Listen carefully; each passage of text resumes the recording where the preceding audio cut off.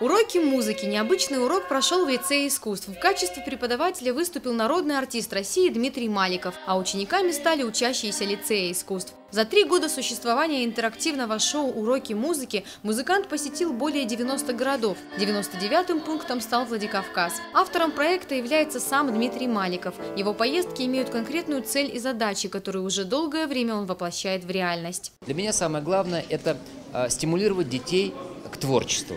Я своим примером, будучи достаточно успешным музыкантом и совмещающим в себе и эстрадную, и классическую ипостаси, я объясняю детям, как важно заниматься музыкой, как важно получить начальное музыкальное образование. Даже если они не станут впоследствии профессиональными музыкантами, все равно музыка изменит их душу, изменит их сердце, сделает их обязательно лучше. Уроки музыки – это и в самом деле открытый урок, а еще творческий вечер, концерты, даже просветительская акция. Дмитрий играет вместе с талантливыми школьниками, чтобы они никогда не перестали сомневаться. Музыке важно и нужно учиться.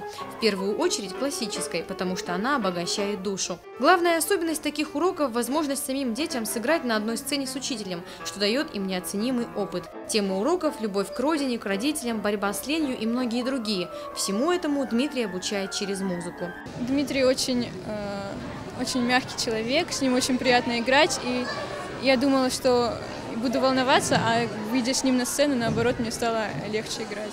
После короткой репетиции с детьми музыкант вместе с учащимися лицея дал концерт. Выступающие сыграли авторские мелодии композитора, а хор исполнил песни под его аккомпанемент. Одним из ярких номеров стало совместное исполнение мелодии Дмитрия с ученицей лицея Алиной Козаевой. Мелодия под названием «Ночь в Мадриде» пришлась по душе всем слушателям.